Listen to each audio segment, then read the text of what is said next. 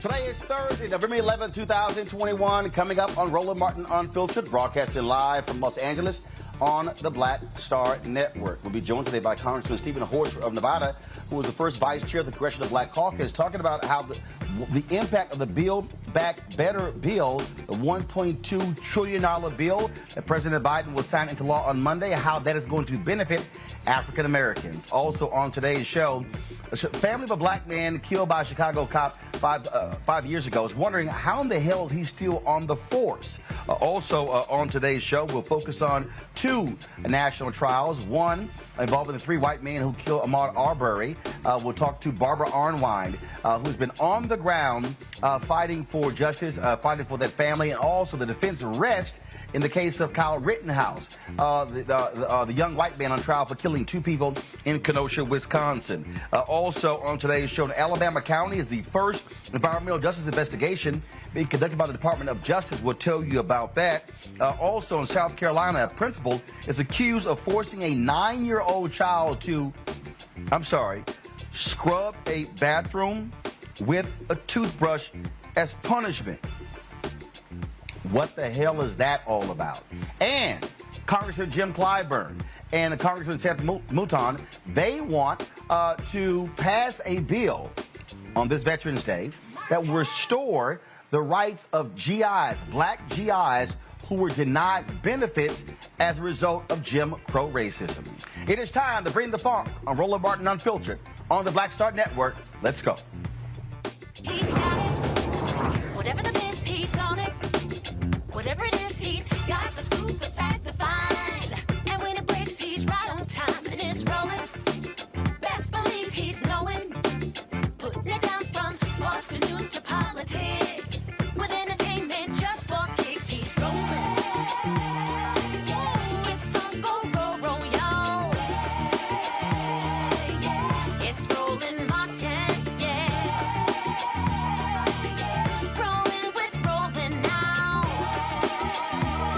He's funk, he's fresh, he's real, the best, you know he's Roland Martin now.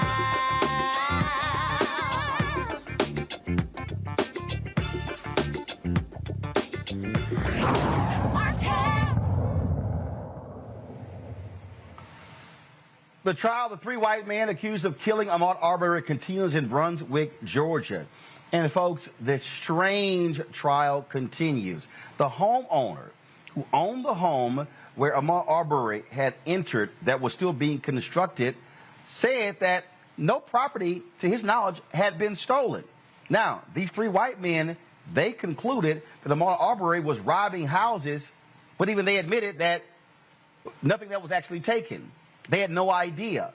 Not only that, the defense team for these white men are upset, and they actually asked the judge to keep black pastors who have been attending the trial from being able to sit in the courtroom. Here's a photo here of Reverend Dr. William J. Barber, who was actually in the courtroom today. This is a photo here. He posted this on his Twitter feed of him sitting in the courtroom. Listen to these white attorneys try to keep black pastors out of the courtroom. My understanding, while I was cross-examining Investigator Lowry yesterday, is that the Right Reverend Al Sharpton managed to find his way into the back of the courtroom. I'm guessing he was somehow there at the invitation of the victim's family in this case. And I have nothing personally against Mr. Sharpton. My concern is that it's one thing for the family to be present. It's another thing to ask for the lawyers to be present. But if we're going to start a precedent, starting yesterday, we're going to bring high-profile members of the African-American community into the courtroom to sit with the family during the trial in the presence of the jury, I believe that's intimidating, and it's an attempt to pressure, could be consciously or unconsciously, an attempt to pressure or influence the jury. To my knowledge, Reverend Al Sharpton has no church in Blaine County, never has. Hasn't been here since Elaine Brown ran for mayor, to my knowledge. But we have all kinds of people. We have school board members. We have county commissioners. We have all kinds of pastors in this town, over 100. And the idea that we're going to be serially bringing these people in to sit with the victim's family one after another, obviously, there's only so many pastors they can have. And if their pastor's Al Sharpton right now, that's fine, but then that's it. We don't want any more black pastors coming in here, or other Jesse Jackson, whoever was in here earlier this week, sitting with the victim's family, trying to influence a jury in this case. And I'm not saying the state is even aware that Mr. Sharpton was in the courtroom. I certainly wasn't aware of it till last night.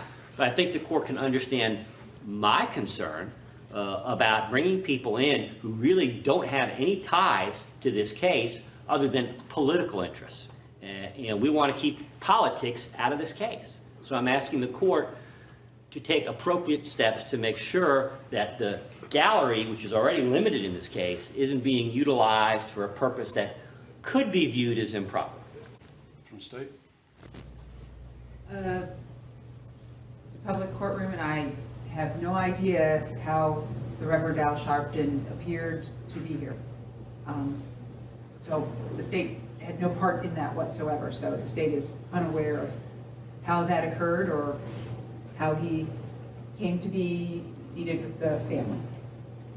If a bunch of folks came in here dressed like Colonel Sanders with white masks sitting in the back, I mean, that would be a problem. So let me tell you what I had heard at lunchtime today was, what I had heard yesterday before lunch is that there was going to be, that the Reverend Al Sharpton was going to be appearing on the courthouse and appearing with the family. I was asked at lunch whether the court had any objection to Reverend Al Sharpton coming into the courtroom, and I said, as a member of the public, there are certain limitations on what we can do here, what is going on. And what I was told was, instead of having someone from the family sitting in the courtroom, that he was going to be sitting there instead of somebody else from the family.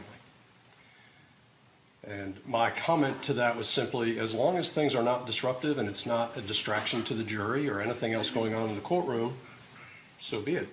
Well, I will tell you that I noticed him once and that was it. And the fact that nobody else even noticed that he was in here means that everybody complied with this court's rulings on sitting in this courtroom and listening to the evidence.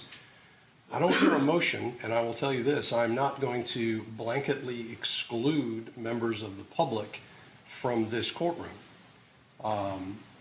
If individuals, based on the limitations that we have in the courtroom, end up sitting in the courtroom, and they can do so respectful of the court's process and in compliance with this court's orders with regard to the conduct of the trial, and they're not a distraction, then I'm not going to do anything about it. And I did not hear from anyone that there was any distraction whatsoever. Mr. English, we see some of the same, or do we see some of the same items in this house or in this construction site in the daytime as the nighttime, since the nighttime? Yes. Okay. And from your knowledge, at this point, has anything ever been taken or disturbed? No, one's taken.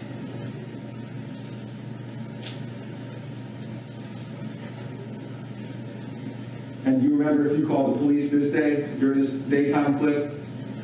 I don't think I did. Okay. Do you remember the date that this clip was taken? I may not be correct, but I think it's the day that Mr. Arbery got shot. As I said, one of those pastors today sitting in the court was Reverend Dr. William J. Barber. He appeared with others on the courthouse steps, calling the murder of Ahmaud Arbery a lynching. We're scattered out. The Poor People's Campaign, we understand the intersection between the acts of racial violence, like the lynching of Arbery, and the police violence that leads to all these unnecessary deaths. Somebody say unnecessary. Unnecessary. But we got to understand what we have seen here with Ahmaud is not just murder, it's an act of terrorism. Yes. Yes. And America, the only way we're going to stop this is America, you're going to have to come to understand that this kind of terrorism and murder is not just dangerous to black people, it's dangerous to the entire country. Joining us right now from Brunswick, Georgia, Barbara Arnwine. She is president of the Transformative Justice Coalition. Daryl Jones, he is the chair of the Transformative Justice Coalition. Glad to have both of you. Y'all have been on the ground there from day one, focus on this. It's rather insulting, Barbara, to listen to this white attorney specifically say to the court, deny black pastors from attending. Everybody out there, y'all have been there. This is an open, as the judge said, this is a public courtroom. This is not a closed case, a closed trial. So for this white attorney to specifically ask for black pastors not to be allowed to attend is utterly shameful. It is disgraceful.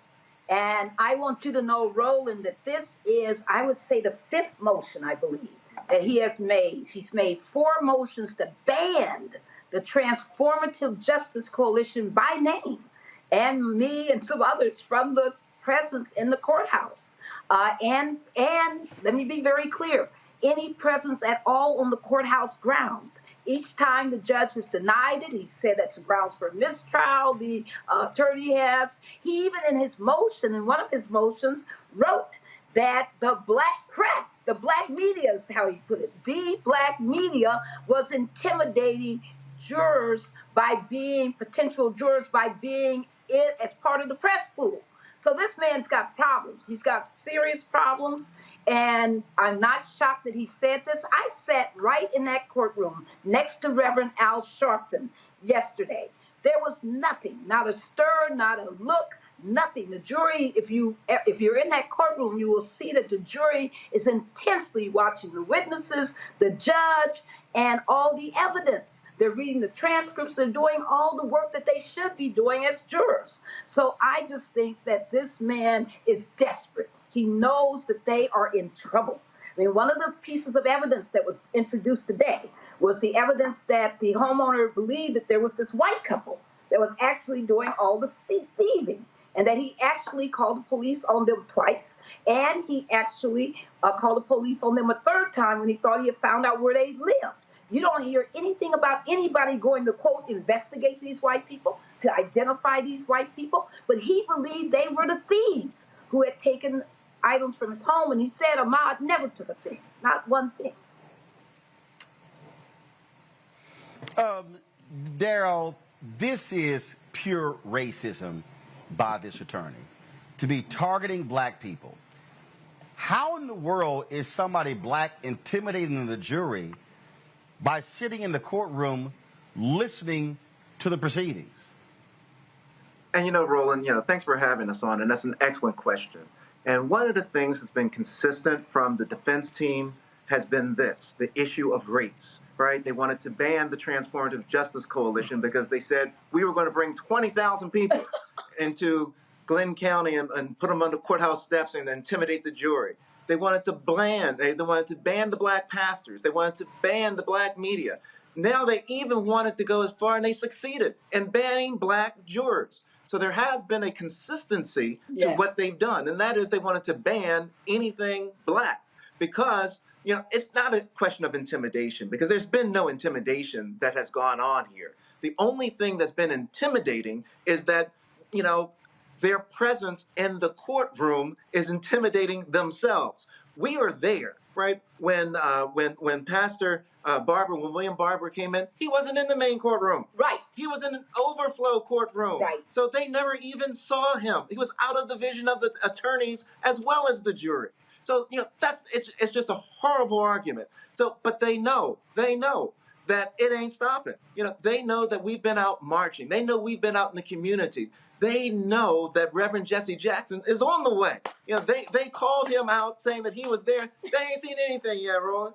Reverend Jackson is coming, and it's not going to stop because this family, the Arbery family, it's not about trying to intimidate a community. It's about trying to support the family. And that's why Reverend Sharpton came. That's why Reverend Barber came. That's why Reverend Jackson is coming. All of them have been invited by the family to come and provide their support.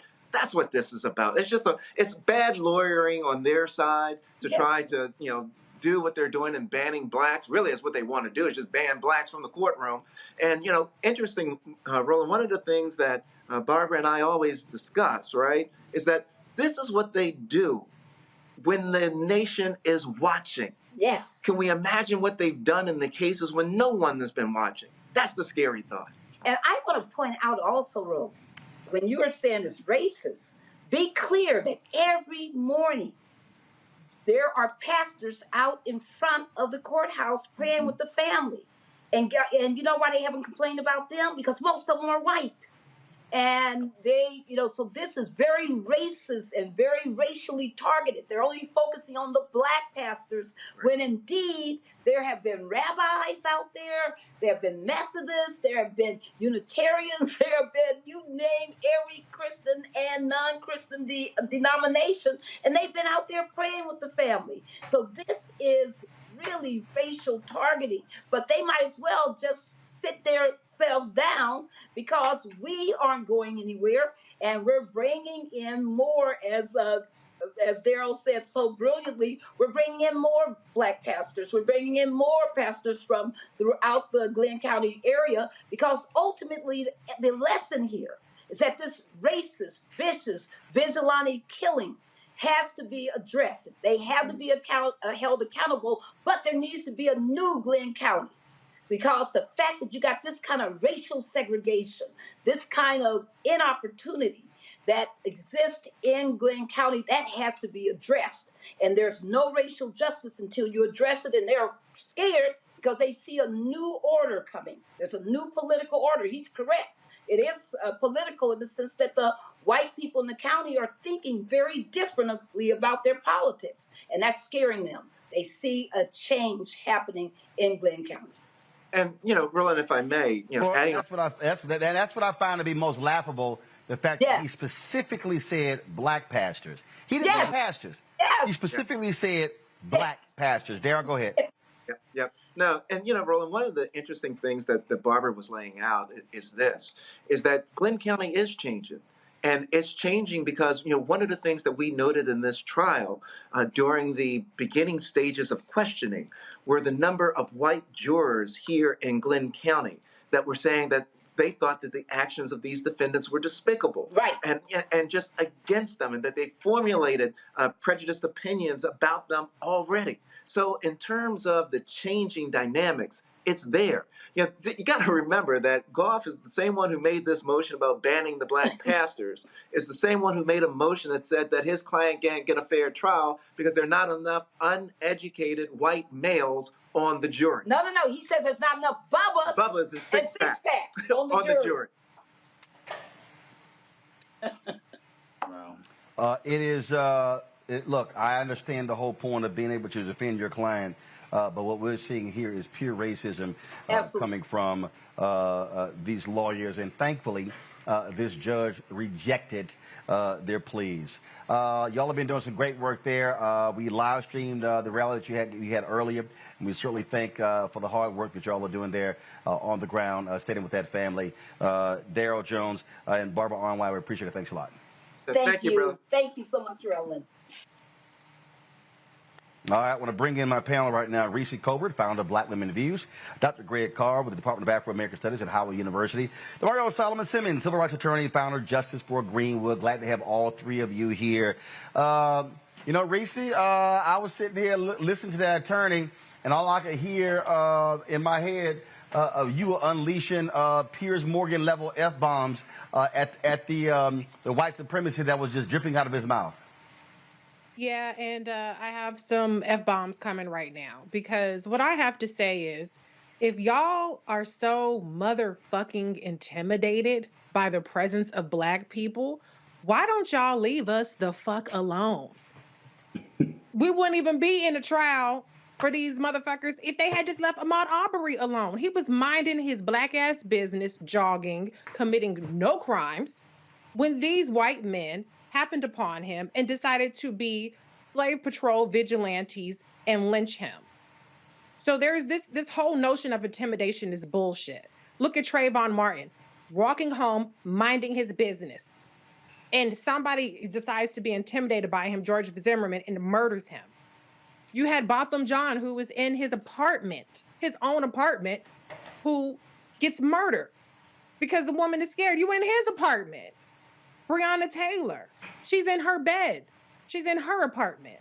And this is just the common theme of people claiming to be so damn intimidated by Black people while seeking us out for violence. And they're the ones that are intimidating. So I'm sick of hearing about intimidation. It's about the fact that these people believe that Black people moving freely is an affront to their white supremacist need to oversee our every move. It's legal. It's perfectly legal. It's actually allowed by the rules for the public to come. It doesn't matter who you are. There's no restriction on it. They're not being disruptive. They had to be told that Reverend Al Sharpton was there. So this is really a further just white violence. The rhetoric and the antics and the motions are flat out white supremacist violence. It's disgusting to even be subjected to it. And I just can't even imagine what Ahmaud Arbery's family is going through. Yeah, you damn right they need all of the Holy Ghost, the Lord Jesus, every Black pastor descending on them just to keep them going, because I'm disgusted sitting here listening to the shit. And these people say this and they have no sense of humanity, of decency, and shame. None of it. It's disgusting. I am sick of it. I want everybody, Black, white, Latino, Asian, every person of faith that can descend on that courtroom and show them that a human being was lynched in 2020. And it took the outcry of the public to even get to that damn trial. That's what I want to see. And if you're intimidated, good. Maybe you'll do the right damn thing for a change. Mario, I have, over the years, I've covered trials. I've witnessed trials. I remember when Michael Irvin was on trial and Troy Aikman came to the courtroom to stand with his wide receiver. The judge, Manny Alvarez, called him into the chambers and said, look, as long as you're not a disruption, as long as you don't do anything in particular, if you just simply sit there like anyone else, did not want signing of autographs and taking pictures in the courtroom. And Troy Aikman said, absolutely. Trials are public. This is one of the most racist things that I have ever, I've seen a lot before. This is probably one of the most overt, blatant, racist requests I have ever heard from an attorney to specifically bar Black pastors. When you heard Barbara and Daryl say that there are white preachers who are standing with the family of Ahmaud Arbery. Yeah, Roland, thanks for having me on once again, and good to see all the panelists. You know, this is something that should have been struck down more forcefully by that judge. I'm very disappointed that the judge did not admonish him, sanction him, and he should be sanctioned by the bar. I'm hoping that a Black attorney down in Georgia, maybe my good friend Chris Stewart in Atlanta, will file a bar complaint, because that is ridiculous. And we already know this judge is sympathetic to this type of racism because he allowed this trial to move forward, knowing that they were striking Black jurors illegally against what's called Batson. So this is something that's, I'm right like Reese, it's sickening. It reminds me of a case I had here in Oklahoma where my client was impacted or encountered a white security guard. The security guard had no reason to encounter my client. My client was driving away from the security guard, and he shoots him in the back, through the neck, paralyzes him, and kills him. And then the security guard said he feared for his life, because the reality is that our bodies is considered a dangerous weapon. And Reese had it just correct. They don't like to see us be able to move around freely. So, you know, this is just ridiculous. But that judge had a duty, and he failed the duty to admonish. For that lawyer to say Black pastors, that is overt intentional discrimination. It is the type of intentional discrimination that we did not see often until Trump came back on the scene. We know as Black people that's always there. But in the courtroom, I've never seen that. I've been practicing law for 17 years. I've never seen anything like that. The judge should have admonished him, and I hope there is a bar complaint against that racist, overt racist attorney. You know, Greg, we saw the judge in the Kyle Rittenhouse case just go off repeatedly against the prosecution. This was an example where this judge should have shut that down and absolutely admonished this lawyer for his racism. Yes, of course, or not. I mean, you know, unlike turn 'em loose, Bruce Schroeder up there in Wisconsin turned Kyle loose. Seems like the grand wizard of the keep Kyle from being convicted, the KKK, up there in Wisconsin. Schroeder, who we'll talk about. This judge, Timothy Walmsley, by comparison, is a flaming progressive. And that really is the first mark that we see of the abusive relationship called Black America with America. The idea that this man spoke what he did, and I agree with you, Brother Demario, it's good to see you, brother, that, you know, he should have been much more forceful, but the fact that he even was as, relatively speaking, forceful as he was is something that Black people will be grateful for. But let's take a minute to talk about this hillbilly Kevin Robert Goff, the defense attorney. Mr. Goff, I'd like to congratulate him, as I do all white nationalists and racists, for saying it with their chest. I don't think he was talking to any Black people or anybody really in the courtroom, maybe not even the jurors. He's playing to his crowd. His crowd is the court of public opinion. And we know that Brunswick, Georgia is 55% Black. We know that the surrounding Glenn County is 70% white. And his statement wasn't just an all shucks kind of rambling of a hillbilly lawyer. It was a carefully crafted piece of hate speech. Notice what he said. The first thing he said was the Right Reverend Al Sharpton. Now, unless my memory is faulty, I don't think Al Sharpton is either Lutheran, Anglican, or Catholic. And those are the areas that mostly when you call somebody Right Reverend, that was the first insult. The Right Reverend Al Sharpton. Then he said, managed to find his way. This is the language of apartheid. This is the language of Jim Crow. They're going to put F.W. de Klerk in the ground in South Africa, get riddance shortly. He just died today. But in America, when you say managed to find their way, it's language you learn, you use for vermin. You use for insects. You use for rats and mice. And then later when he said Jesse Jackson is going to be in here, like that's like a rat got in my house or a mouse is in here. And he said, I haven't seen, he hadn't been here since Elaine Brown ran for mayor. Elaine Brown, former leader of the Black Panther Party, ran for mayor of Brunswick, Georgia in a write-in campaign in 2005. Up until then, this majority Black city had never had a Black mayor, didn't have one now, although it has a Black mayor now. And then finally, he didn't just say Black ministers. The last thing he said was, if we're going to let high-profile members of the Black community, oh man, I just want to embrace that man and give him a hug that's so tight that it breaks his spine. Because I want to congratulate him for expanding that to basically any N-words come in here that ain't part of the family. He didn't just say ministers. He said high-profile members of the Black community. It was an exquisitely crafted piece of hate speech by this white nationalist. Good job, good job. Folks, that is what we are seeing and dealing with. Real quick, the defense, they have rested in the case of Kyle Rittenhouse, who was on trial for killing 2 people in Kenosha, Wisconsin. And so very soon, the jury is going to actually get this, and we'll see what happens in that case as well. Got to go to break. We come back on Roland Martin Unfiltered. We'll talk with Congressman Steven Horsford of Nevada, who was the first vice chair of the Congressional Black Caucus. Build Back Better bill.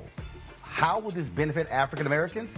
He'll explain next, right here on Roland Martin Unfiltered, broadcasting live from Los Angeles on the Black Star Network.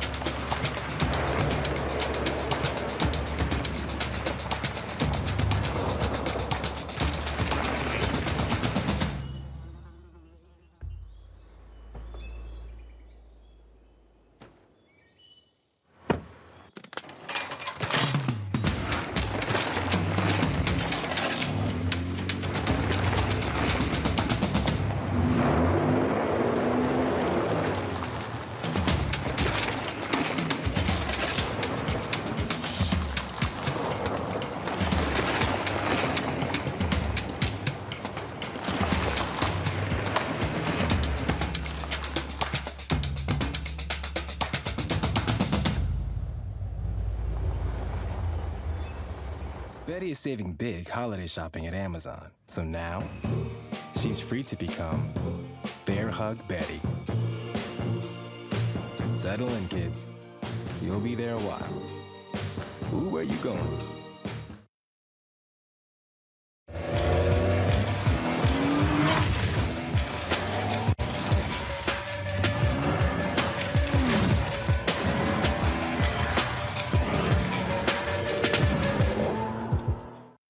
Hi, everybody. This is Jonathan Nelson. Hi, this is Cheryl Lee Ralph, and you are watching Roland Martin, Unfiltered.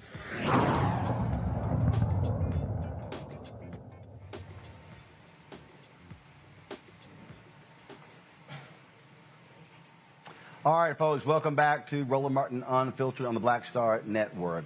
On Monday, President Joe Biden is going to sign the Build Back Better bill in a ceremony at the White House. The $1.2 trillion bill has a whole lot in it. Too many people in national media have been focusing on just the number, not who it is going to help. Joining us right now is Congressman Steven Horsford of Nevada, who, of course, the first vice chair of the Congressional Black Caucus. Glad to have you back on the show. My fellow Alpha brother, first and foremost, sorry, DeMario, I know ain't that many Omegas in Congress, so that's how it works. But Greg, you and Alpha, you appreciate this. C9 members. Yes. Say it again. Alphas have the most representation of brothers on the Hill. Yeah, so I know. Trust me, DeMario, right now he's struggling. It's all good. So let's talk about the bill. How does this benefit Black America? I get that question from a lot of people who have not actually taken the time to actually read the bill, to study up things along those lines. How does that benefit us? Well, first, since today is Veterans Day, I want to start by thanking all of our men and women who have served and continue to serve in the armed services, and to their family members. Every single day we need to give them thanks, and especially today. Thank you, Roland, for having me on. You look good out there in LA. Make your way out to Vegas when you get a chance. As you indicated, all right, so don't worry about it. We certainly will bring Roland Martin Unfiltered to Las Vegas. No problem. We'll make it happen. We got a lot of your fans out here in Las Vegas, so I'm sure would love to see you. As you indicated, President Biden will be signing the bipartisan infrastructure bill this Monday. And I want to give a special recognition to my chairwoman, Joyce Beatty, and the Congressional Black Caucus, who played a really instrumental role last Friday in order to break the logjam and to get the vote on both the bipartisan infrastructure bill and to be able to move the Build Back Better forward. And for this opportunity to talk about what both of these bills together do for Black America. The bipartisan infrastructure bill is a historic investment in not only roads and bridges and highways, which historically have divided our Black communities. This bill provides a historic amount of money to go in and to remediate the divisions that have occurred in some of those highway projects over time. It has a historic amount of money for public transit, for broadband, so that every American has access to the internet. And we are finally going to address the lead in pipes issue, which disproportionately affects the Black community. So these are just a few of the things that the bipartisan infrastructure bill will do, in addition to the millions of jobs that it will create, particularly in the Black community. But how do we ensure that Black folks will get those jobs? How do we ensure that it will be African-American contractors, African-Americans with businesses who are going to get those jobs as well? So you must have been in our last Congressional Black Caucus meeting, because we talked about this very subject, and Chairwoman Maxine Waters of the Financial Services Committee and other leaders in the Congressional Black Caucus also have talked about how we will, working with each of our governors, our state departments of transportation, local mayors, require that a certain percentage of these investments touch the communities. There is language in the legislation that requires the allocation based on an equity-based formula. And it also ensures that the jobs and the contracting opportunities are provided to all communities, including the Black communities. In the Build Back Better, there's more than 20 million $20 billion, for workforce development training. And Chairman Bobby Scott has worked to make sure that those dollars flow to the communities that have been disproportionately impacted during the pandemic and this recession, and that will include the Black community. So monitoring is a huge part of that. And so if the money is going to the states, how is the monitoring aspect built in? Are you, again, what must be their reporting requirements to ensure that the resources are going to communities who are underrepresented? Because, look, we've talked about this beforehand. One of the issues, that we have, when we dealt with census money, when we dealt with COVID money, what Black-owned media wasn't getting, what Black vendors were not getting. And so, what's the monitoring process, the reporting process? Well, we are continuing to work with Secretary Buttigieg of the Transportation Department, as well as the heads of civil rights and the equity division within transportation on the oversight provisions and the accountability, so that we don't leave any community and any person behind, particularly the Black community. And as we work on the Build Back Better Act, which is the second portion, not just the physical infrastructure, but the human infrastructure, it's also putting in place a number of the key equity provisions that I've worked on as a member of the Ways and Means Committee to make sure that those dollars flow to Black contractors, to the Black community, to nonprofit organizations, as well as to individuals seeking employment. The Build Back Better plan, for just a moment, is also a historic investment. It's about $1.75 trillion that will help lift about 50% of Black children out of poverty with the child tax credit, which is actually a tax cut for the majority of Americans. In my district, it's about 92% of children who are benefiting from that child tax credit. And that is something that the Black Caucus worked to make sure got extended. It also includes a bill, Roland, that I sponsored along with several of my colleagues, the Break the Cycle of Violence bill. It's $5 billion to disrupt community gun violence by investing in proven community-based interventions that work. Black men, we're about 6% of the U.S. population, but sadly account for about 50% of the gun homicides. And so that portion of the Break the Cycle of Violence is included in the Build Back Better Act. And I'm really excited that we're going to be able to make a historic investment into Black communities to disrupt gun violence. And lastly, we have historic investments in lowering prescription drugs and healthcare costs, and investment in clean energy, everything from clean water to clean energy that's going to create millions of jobs that our community will be able to participate in while we reduce energy costs for consumers. One of the things that happens when these bills get passed out into law, people don't know. They don't know what's in them. They don't know how to access it. And so what are y'all telling, frankly, the White House? What are you telling this federal government that they're going to have to do to let people know? Because unfortunately, we know insiders, they are already lining up. We know the construction companies and others are lining up to try to get these billions of dollars. And so what about that as well, the outreach to get the information to the people so they know that the money is there and how they can access it? So the Congressional Black Caucus is already organizing a number of what we call town hall events in each of our districts. As you know, Roland, we have now 58 members. Now with Shontel Brown being sworn into office, it's our 50th anniversary, and we represent more than 17 million Black constituents across the country, in addition to everyone else that we represent. And so we are literally taking the provisions of these bills to our constituents, to our districts, to our community and promoting how people will be able to access the jobs, the contracts, and the investments. Again, we've got a long way to go to make sure that we get the second portion of that Build Back Better passed.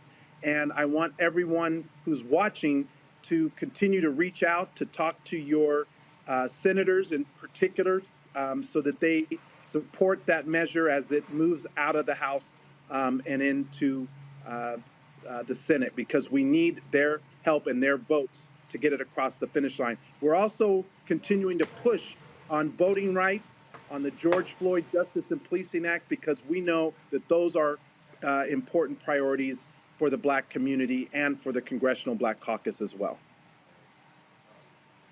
All right, Congressman Steven Horsford of Nevada, we surely appreciate it. Thanks a bunch.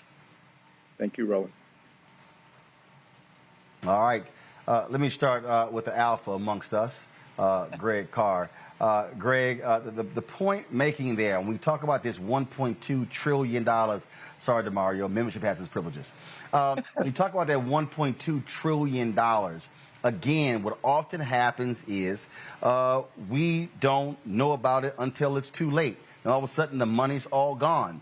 This White House, this Congress, they are going to have to make a concerted effort so people know to ensure that those unrepresented are getting access to the dollars. And sure, President Biden, he's signing the bill into law, this infrastructure bill, on Monday. Okay? When Vice President Kamala Harris comes back from France, guess what? Biden and Harris need to be on the road. Every cabinet member. They need to be good. And here's the deal. Don't go to just blue suburbs. Go to the brokest, reddest, whitest, MAGA-loving places and say, yeah, y'all broke, your bridges are jacked up, your health care is jacked up, your water is jacked up, we passed this stuff for you.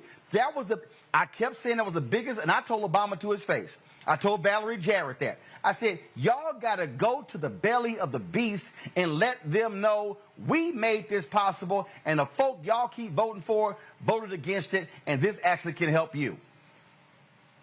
I wish they would have listened to you, Roland. We saw the former president of the United States, who often finds his most courageous moments when he is completely powerless to act, in Scotland, wagging his finger at the leaders of the world on climate change. And President Obama, again, a day late and a mint short. In a fantasy world, sure, they would fly right to Richmond or take the train, Amtrak, right to Richmond, Virginia, and start there. Now that they've elected a white nationalist governor, and say, we dare you, Mr. Governor-elect, to block this money that's coming to the citizens of Virginia and all you toothless hillbillies that ran out there screaming CRT and voted for this white nationalist. You're about to receive an infusion of funding for everything from the child tax credit to improved access to health care. That is, if he doesn't block it. Not only would it not go to the blue areas, I'd go to the blood red areas and wage a complete and utter political war. But they're not going to do that. Hell, they won't even go mess with that cosplay coal mining coal baron sitting in West Virginia trying to become the state's first billionaire. They scared of Joe Manchin. So no, they're not going to do it. But, when we think of the fact, in fact, the South should be their targeted place. 3 out of every 4 students that goes to an HBCU is Pell Grant eligible.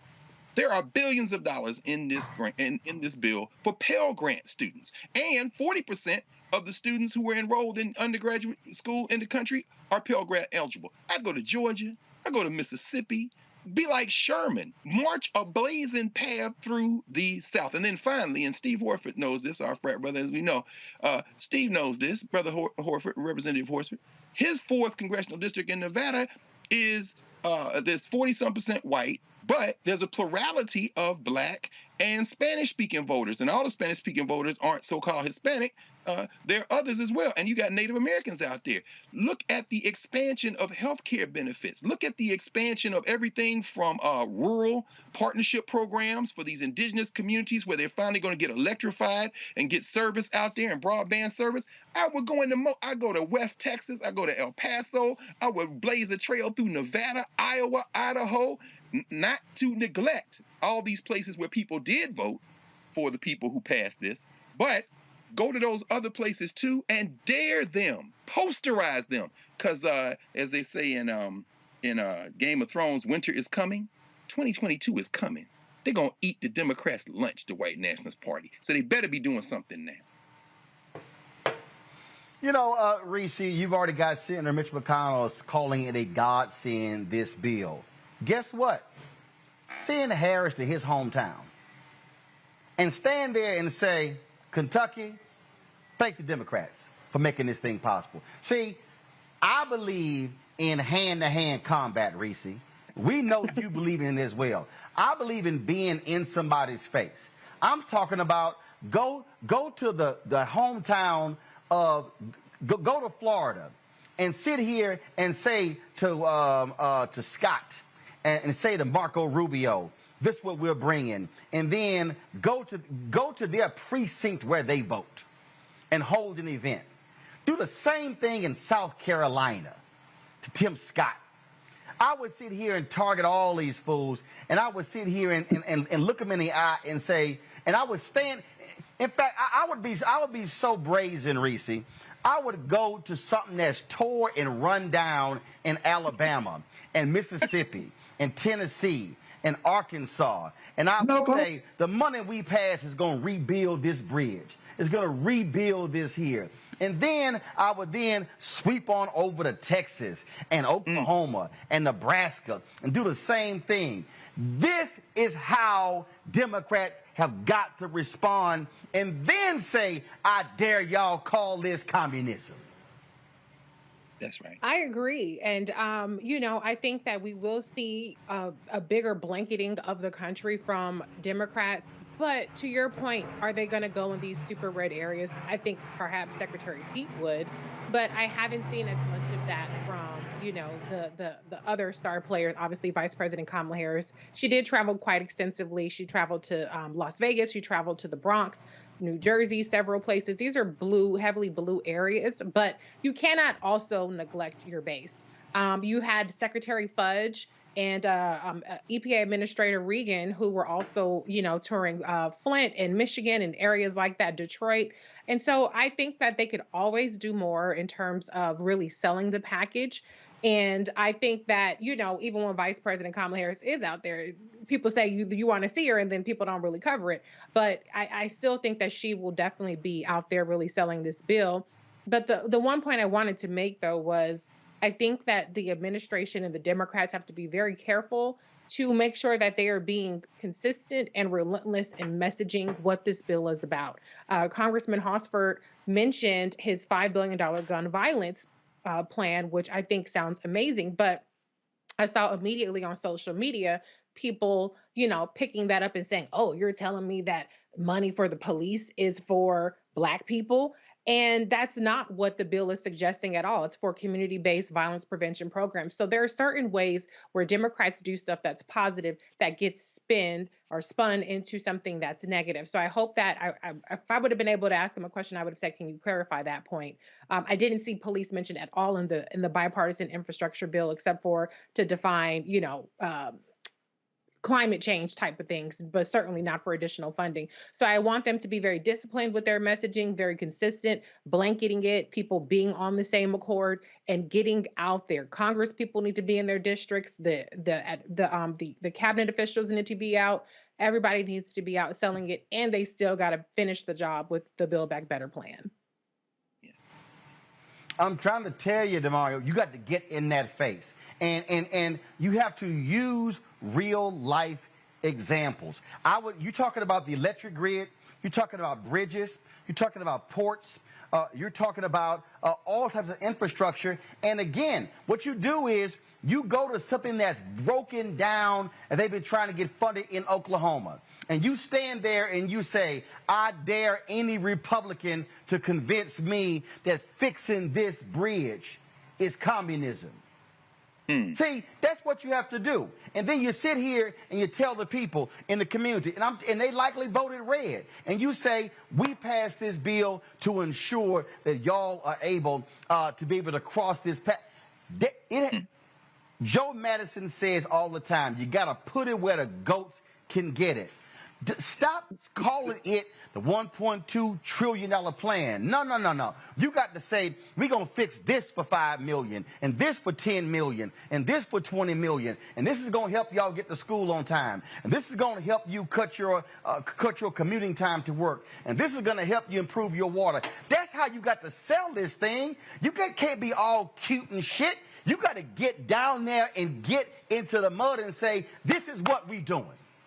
So in other words, they need to do like the Bros, Omegas are known to do and getting right in the face of people. So, Roland, you talking my language, and that's what we do. Now, you know that ain't the truth. And I want to be real clear that who is the highest ranking black person in Congress? What fraternity is he in? Oh, okay, he's an Omega, Jim Clyburn. Okay. Actually, no,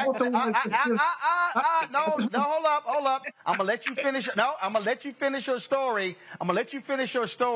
But actually, the highest ranking black person in Congress is the one who oversees the United States Senate, and that's Vice President Kamala Harris, who's an AKA. She's not in Congress. See, what you should have. She's not in Congress. No. She's elected. Demario, I want you to read the Constitution. Who is leader of the United States Senate? Who breaks ties? She is the leader of the United States Senate, but she's the vice president. Demario, you did not do well in government class. Alpha did. You got to make that point, boy. I'll wipe the floor with you. It's your show, so I'm going to let you do that. I also want to give a lot of props to Representative Horsford and the CBC, because they actually came to Tulsa, and Representative Beatty and the CBC came to Tulsa, and they're big supporters of a Justice for Greenwood Foundation. They actually had over 25 members of the CBC personally donate to our 501c3. So I just want to give big props to the CBC for what they're doing. And this bill is something we've been monitoring because we've talked to the Secretary of HUD, Representative Fudge. We've listened to Pete Buttigieg talk about this money that's in this bill to get rid of these type of highways like we have in Tulsa with I-244. And there's billions of dollars in there, and there's some earmarked money for black organizations. And the monitoring, Roland, that you talked about is so important because we know that in the counties like Tulsa County and the city of Tulsa, down there where the Arbery trial is happening, these counties are still controlled by racist, conservative, white people who do not want those funds, those dollars going into black contractors, black businesses, black organizations. You talked about the COVID funding that has black businesses and black organizations has been shut out. So in this particular bill, we're looking forward to this opportunity to access this money, to get rid of these boundaries and these barriers like these highways that were put through black communities, that destroy black communities, that continue to keep us segregated from other parts of town. So that is something that is important in this particular bill. And Roland, this is why your show is so important, because you're calling people on the carpet to make sure we understand what we need to do. And what we need to do is be at these city hall meetings, be at these county meetings, make sure we access professionals within the city to say, hey, let me retain you to make sure we understand what's happening, to make sure we're getting our percentage of this big pie. This is a once-in-a-lifetime generational deal, and we want to make sure that black organizations and black people benefit from this completely. And as far as your hand-to-hand combat discussion, Roland, I totally agree. The problem is, I don't think the Democrats are going to be strong enough that we need them to do. And in places where I am in Oklahoma, these people love their guns, they love their Bibles, they hate black people, and they hate abortion. If you talk about those things, they almost don't care about health, they almost don't care about bridges, they almost don't care about education, but you still got to bring the fight to them like you said. Has to happen. It has to happen. And I'm telling you. And for all, and let me just be real clear right now, and I'm sure Reese wants to have a final word after I say this. For all you punk asses out there who keep tweeting and posting, this ain't gonna do nothing specific for black people. Did y'all just hear what Demario said? You've got to demand the request to say, fix this, repair this, fix this. Nobody is going to walk up to your house and hand your ass a check. You've got to mobilize and organize. And the reason I understand that, because my mama and daddy worked with the Clinton Park Civic Club when I was in Houston, the neighborhood where I grew up in. One of the first master planned communities for black people by HUD in the 1940s. My grandparents migrated from Louisiana into that particular neighborhood. And when I grew up there, my parents sat there and said, we need new streets, we need new sewer system, we need the park improved, let's convert the old fire station to a senior citizen center. They petitioned the government to do it. City Hall, county government, state legislature. So this is $1.2 trillion is about to be spent all across of America. So for all you punk asses sitting at home right now watching and whining, what you should be doing is aligning with organizations and going to request the money. And so, if you running around hollering you B1 or ADOS or FBA and y'all whining about the boule, and guess what? The boule should be mobilizing and organizing the alphas, the omegas, the kappas, the deltas, the iotas, the sigma gamma rhos, AKAs, zetas, the links, the Eastern Star, the Prince Hall Masons, men's groups, women's groups. All of these groups should be doing that. That is taxpayer money that is about to be spent, and it will be stupid for us to be sitting at home bitching on Twitter and YouTube chat room and Facebook and Instagram and not getting the money. In the words, Reese, of Frank Lucas, an American Gangster, I'm going to get that money. Get that money.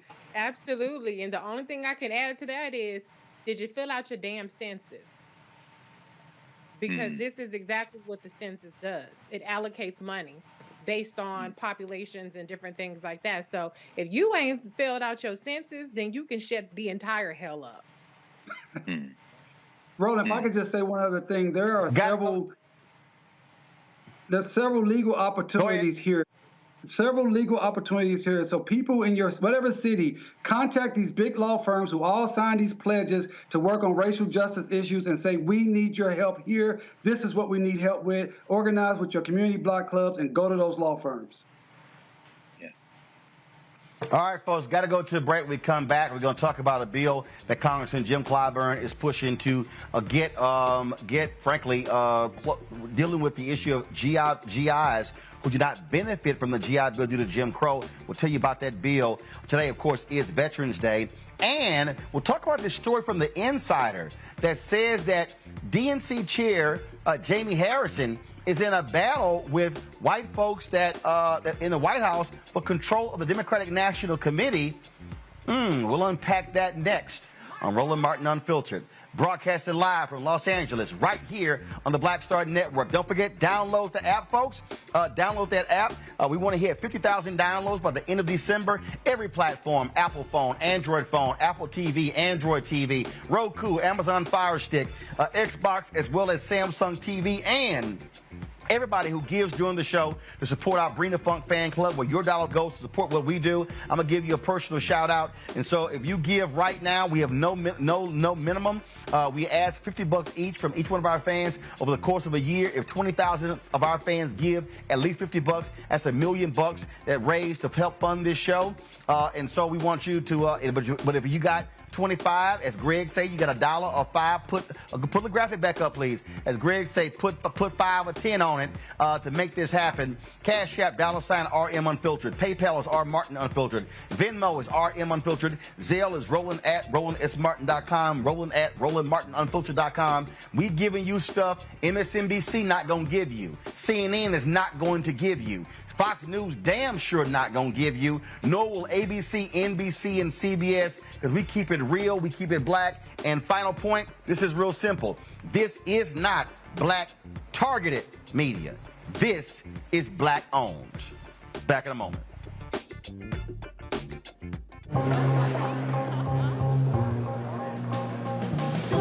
Are the stars out tonight?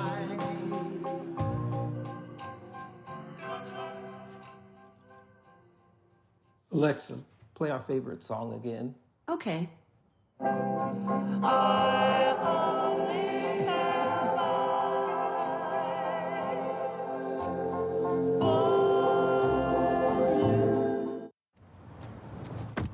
Oh, that spin class was brutal. Well, you can try using the Buick's massaging seat. Oh, yeah, that's nice. Can I use Apple CarPlay to put some music on? Sure, it's wireless. Pick something we all like. Okay, hold on. What's your Buick's Wi-Fi password? Buick Envision 2021. Oh, you should pick something stronger. That's really predictable. That's a really tight spot. Don't worry, I used to hate parallel parking. Me too. Hey. Really outdid yourself. Yes, we did. The all-new Buick Envision, an SUV built around you, all of you. Once upon a time, there lived a princess with really long hair who was waiting for a prince to come save her. But really, who has time for that? Let's go. Feeling myself. I'm feeling She ordered herself a ladder with Prime one-day delivery, and she was out of there. I want some hood girls looking back at it and a good girl in my tax bracket. Now, her hairdressing empire is killing it. And the prince, well, who cares? Prime changed everything. Hi, I'm Eric Nolan. I'm Shantae Moore. Hi, my name is LaToya Luckett, and you're watching Roland Martin Unfiltered.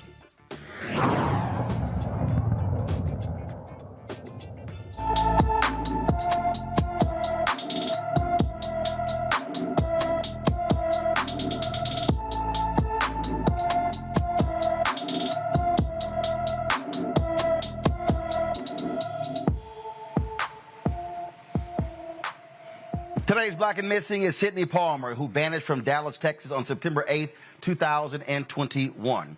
Sydney is 26-year-old. She's 5 feet tall, weighs about 100 pounds. She has short, multicolored pink hair, brown eyes, and some facial piercings.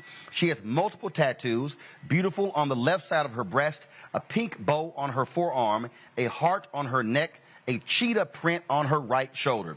Anyone with information regarding Sydney Palmer's whereabouts should call the Dallas Police Department at 214-671-4268,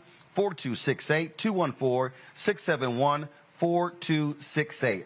Folks, McDonald's CEO Chris Kempczynski is under fire for a text message that was sent to Chicago Mayor Lori Lightfoot that his critics are calling racist. The text referred to two children, Adam Toledo and Jocelyn Adams, who were shot and killed in the Windy City.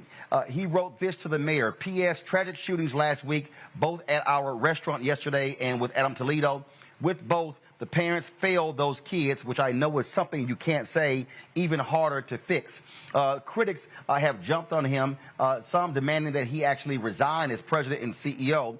Congressman Bobby Rush of Chicago issued this statement: I'm utterly horrified by Chris Kempczynski's text blaming the tragic shooting deaths of Chicago children Jocelyn Adams and Adam Toledo on their parents. This is a deplorable message and one that is completely unacceptable for the CEO of a powerful multinational corporation, let alone a corporation that markets aggressively to communities of color and publicly proclaims that Black Lives Matter to espouse. Sadly, McDonald's has a long history of racist behavior and discrimination, which ongoing legal action continues to reveal. McDonald's would not be the multinational corporation it is today if not for the Black customer base that has long provided and continues to provide enormous profits. The Black community deserves and demands far better responses and far better treatment from McDonald's and its top leaders. As a member of Congress and a Black man who has long fought against racism and discrimination, I join with others in demanding that Chris Kempczynski be fired or step down immediately. Now, the CEO, he offered an apology after meeting at the company headquarters with a variety of internal groups. This is what he wrote to the McDonald's team. I recently learned that a text message exchange between me and the mayor of Chicago was made public. The text exchange took place after I had welcomed Chicago Mayor Lori Lightfoot to MHQ in April. That's McDonald's headquarters. The preceding day, a shooting at a McDonald's drive-thru in Holman Square took the life of a 7-year-old Jocelyn Adams. This tragedy came soon after 13-year-old Adam Toledo was fatally shot by a police officer in Little Village. These horrible deaths were painful for Chicago and our McFamily, made more so by the fact that they were both just kids. In the text exchange, I thanked Mayor Lightfoot for the visit and reflected on our conversation about the recent tragedies, commenting that the parents failed those kids. When I wrote this, I was thinking through my lens as a parent and reacted viscerally. But I have not walked in the shoes of Adams or Jocelyn's family and so many others who are facing a very different reality. Not taking the time to think about this from their viewpoint was wrong. and lack the empathy and compassion I feel for these families. This is a lesson that I will carry with me. As we think about the challenges facing our communities and the senseless surge in gun violence that is affecting so many children, it is also clear to me that everyone has a role to play. We're a Chicago company, born and raised. There is so much about our city to make us proud. That doesn't negate that there is also much that needs to be addressed to ensure our best days are ahead of us. And I can't think of a more urgent priority than ensuring these tragedies come to an end. Quite simply, it is on all of us to do better for the children of our communities.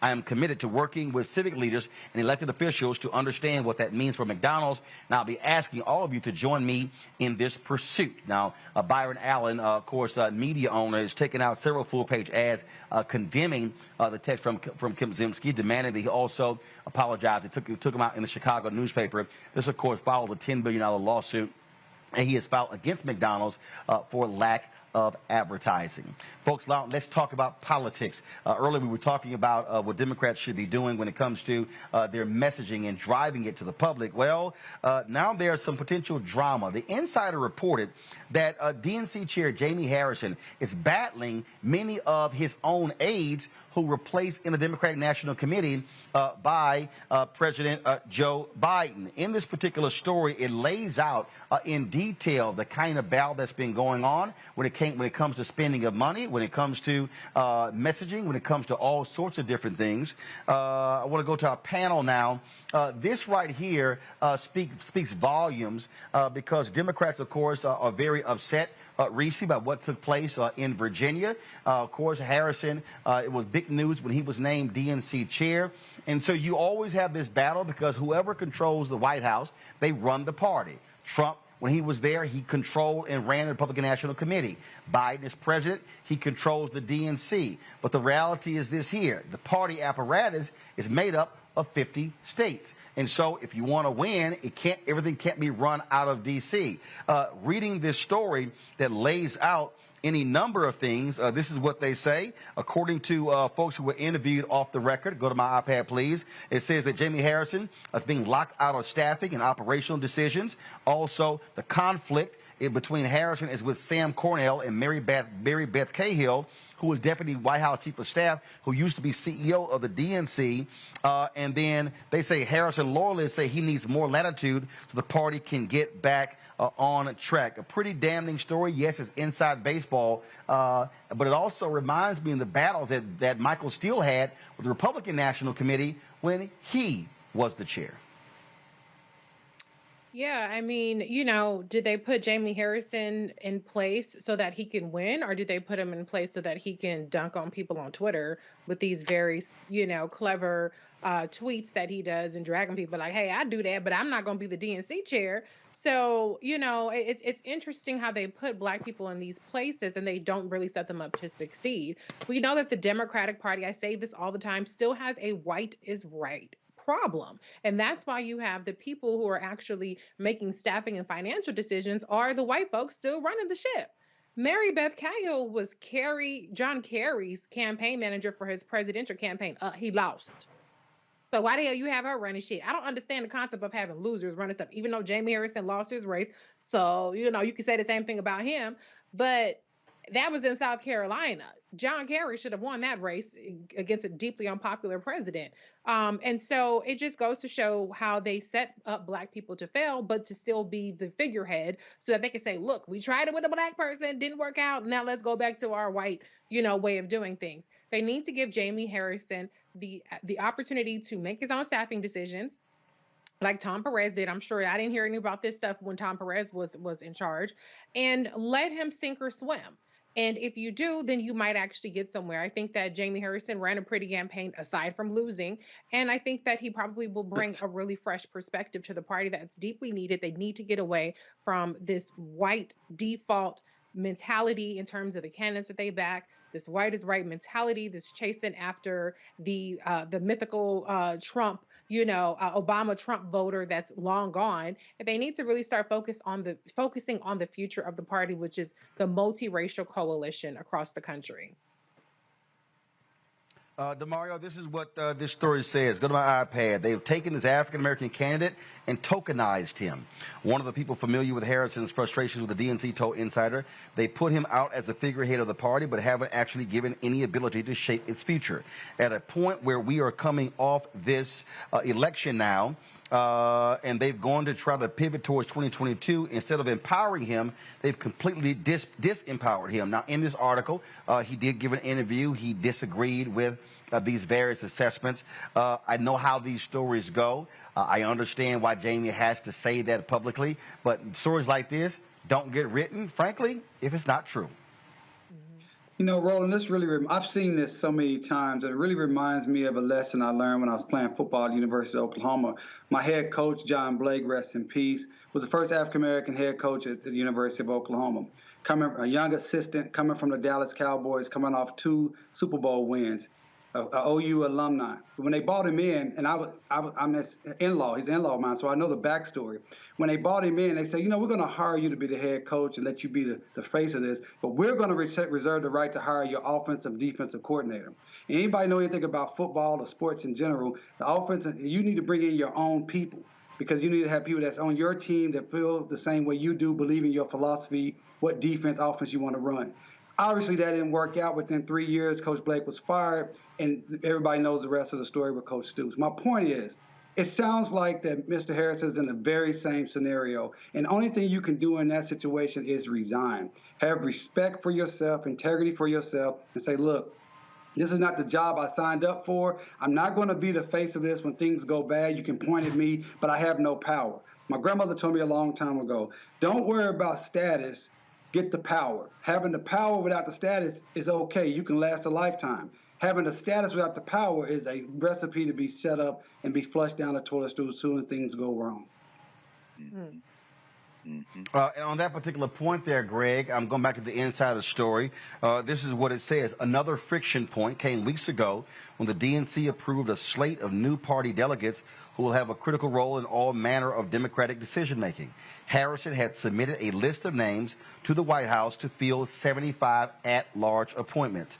But the White House rejected nearly every name he wanted, according to 2 people familiar with the interaction. The point that DeMario makes there is very clear.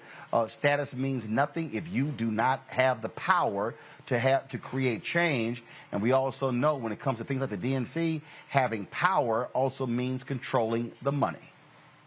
Yes, sir. Yes, sir. And I know you run a tight ship producing. I hope you might spend another second scrolling down. I caught that first 2 lines on Virginia and find it of great interest, considering that the Democrats. Then there's a recent episode that played out when they claimed that, here's what it says right here. When Harrison hit the trail in Virginia, he needed a driver and staffers. He had spent months marshaling party support for what was supposed to be Terry McCullough's victory against the GOP candidate. But when he arrived in the Old Dominion for the final week of the crucial off-year gubernatorial race, he had to borrow a low-level staffer from an outside Democratic group. 3 people familiar with the incident told Insider the DNC declined to book the driver a room at Harrison's hotel, forcing the staffer to drive some 2 hours each way to pick him up. Wow. Yeah, DeMar, I have to agree with you, brother. I mean, at some point, you have to have some self-respect. But one of the reasons I think that Jamie Harrison was picked was that he was thoroughly vetted. They know Jamie Harrison ain't going to bite that hand. Jamie Harrison is a faithful party soldier, just like those Democrats in Virginia that didn't stand up when Justin Fairfax was screaming, please, I want this investigation to go on, and asked 2 black women prosecutors in Boston and Durham to pursue this, and effectively cut the throat of somebody and stood with that soft white blackface wearing nationalist Ralph Northern and that Attorney General Herron, and basically gave the state to the white nationalist party 2.5 years ago. Jamie Harrison been vetted. He ain't gonna bite the hand. He's gonna salute the soft white nationalists in the Democratic Party and that machine in the White House, and they're going to go down and we're all going to suffer. The Democratic Party seems hell-bent on destroying whatever even nominal resistance there is in this country to white nationalism. Now, the simple fact of the matter is that when we look at the history of the Democratic Party, we understand that, wasn't it Ron Brown? Ron Brown was the first DNC chair, black DNC chair, wasn't he? I'm trying to remember. But he was first. right? And if we remember how he got to be the chair, it wasn't because they wanted to do it. Jesse Jackson in 84 and 88 had basically blown up the party, and they were going to have a brokered convention in 88 in Atlanta. I remember because we were in law school. We was going to go down there. We was like, we're just going to tear this motherfucker up. Let's go. And in the week before the convention, when they nominated that stooge the Caucus, Jesse released his delegates to support the caucus in exchange for getting all those seats. Joe Lewis's son got one, his son got one, but Ron Brown was made the chair of the party, and that was the person who basically was the architect of the victory of Bill Clinton in the next election cycle, even though he only won with a plurality of votes. Why am I bringing it up? That was probably the last successful DNC chair. No shade on Donna Brazile running Al Gore's campaign, who basically lowered the flag and conceded in Florida when they decided not to fight like they should fight. These white boys are not built for war. And the only time that any political party in this country has served the interests of black people is when we have turned our backs on them and waged a war. Now, I'll say that to say this. Jamie Harrison was a safe pick. He knew what it was when he's in there. And he's a little frustrated now because as they fail, as they will likely fail in 2022 and 24, and then we got to go to some kind of damn guerrilla warfare as this thing disintegrates, they're going to stick his cherub face on the failure and say, see, you Negroes did it again. But if they had just let him do everything he wanted to do, he's not going to color outside the lines. Ask Justin Fairfax. Bottom line here, folks, this is real simple. And that is when we talk about power, we talk about control, we talk about you have to actually put your foot down and take a stand. I'm quite sure that one of the areas where Jamie Harrison is ruffling some feathers, just like Michael Steele did, is who are the vendors. He probably wants more black vendors doing things in there. And so this is also where, and let me say this. Yeah, go ahead. I just want to say the Democratic Party, the DNC, has raised over $100 million to date. And y'all can't even give Jamie Harrison a driver and put his person up in a hotel room. That's why I said quit begging us for some damn money, because y'all ain't even spending it right. But it just goes to show the level of contempt that they have for him, that he's not even afforded the basic necessities or benefits that any other Democratic, national convention chair would be afforded. That's actually really disgraceful and insulting. And it really shows a lot. I'll tell you right now, point blank. I publicly said to Jamie, fire the entire DNC media team because they damn sure don't know how to create viral videos or how to drive messaging. I mean, so there's a fundamental problem there. And so, again, if you read the story, Jamie has denied a lot of those different things. He gave an on-the-record interview.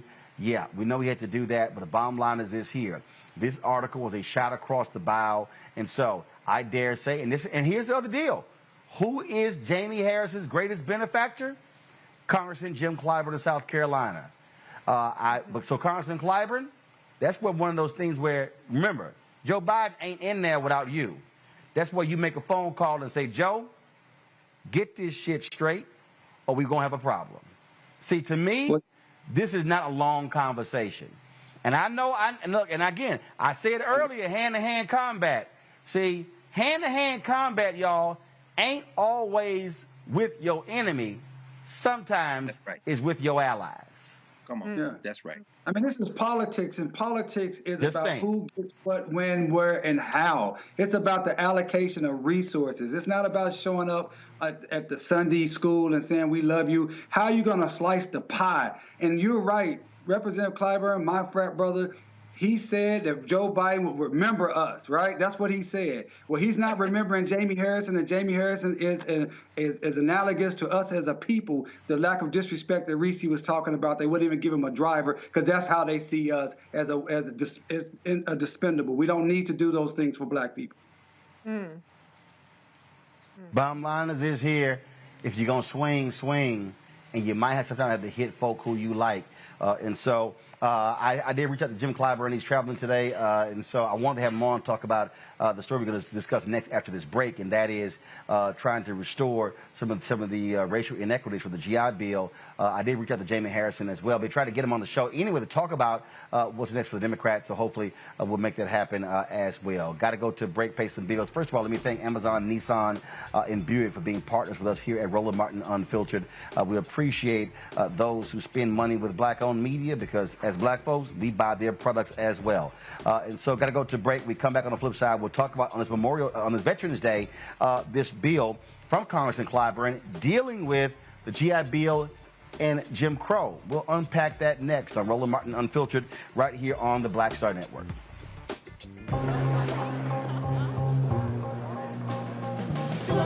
Are the stars out tonight?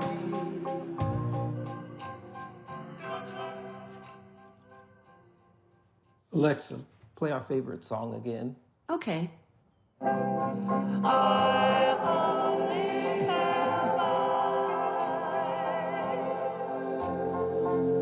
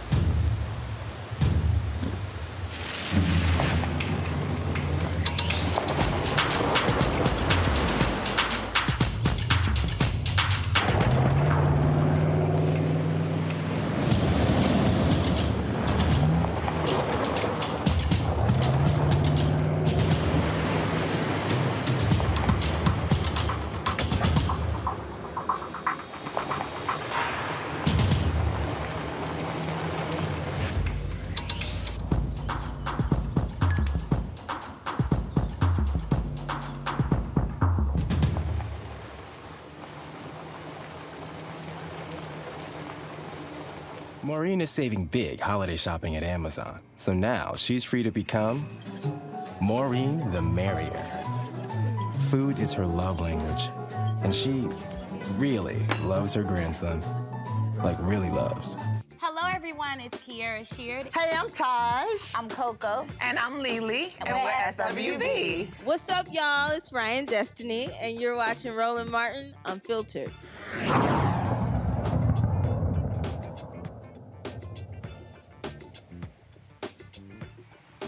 A recent fatal shooting involving a Chicago cop had with a history of violence has a black family asking, why is this man still on the job? Alberto Covarrubias shot and killed Michael Craig after he called 911 for assistance last month. Craig called and said his wife had a knife to his neck. When the officer entered the scene, he pulled out his taser and gun, instantly shooting.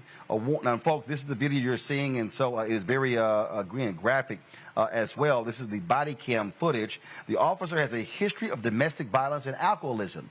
In 2016, Covarrubias was arrested for a domestic violence incident and accused of tampering with official paperwork. He appeared to be drunk and refused a breathalyzer. He was later charged with assaulting an officer. Now, the superintendent of Chicago Police at the time recommended he get fired. He was suspended for 3 months and underwent treatment for alcoholism. A psychologist cleared him to return to work. Now, same city. Remember the black social worker, Anjanette Young, whose house was wrongfully raided while she lay in the bed naked? Well, here's an update. The sergeant who oversaw the 2019 botched raid is now facing termination. So Sergeant Alex Walensky violated 8 different police department rules, from discrediting the department to disrespecting a person and failing to intervene. Young is now suing the Chicago Police Department. All right, let's go to Iowa, where a federal grand jury indicted former Iowa State Patrol officer Robert James Smith for violating motorcyclist Bryce Yakish's civil rights during a 2017 traffic stop. Charges against Yakish were dropped. Smith retired and went on to work for a different police agency where he was accused of excessive force there. If convicted, Smith faces 10 years in prison. Earlier, Iowa agreed to pay Yakish $225,000 to settle his case. when we come back on Roland Martin Unfiltered. GI Bill, racial inequity. How is it that we have not done right by those black soldiers who fought for this country during World War II? A new bill from members of Congress, Jim Clyburn and Seth Mouton, could fix that. We'll discuss it next on Roland Martin Unfiltered on the Black Star Network. Are the stars out tonight?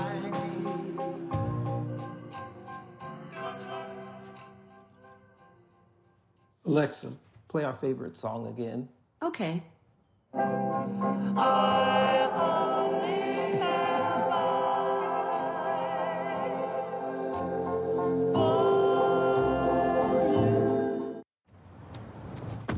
Oh, that spin class was brutal. Well, you can try using the Buick's massaging seat. Ooh, yeah, that's nice.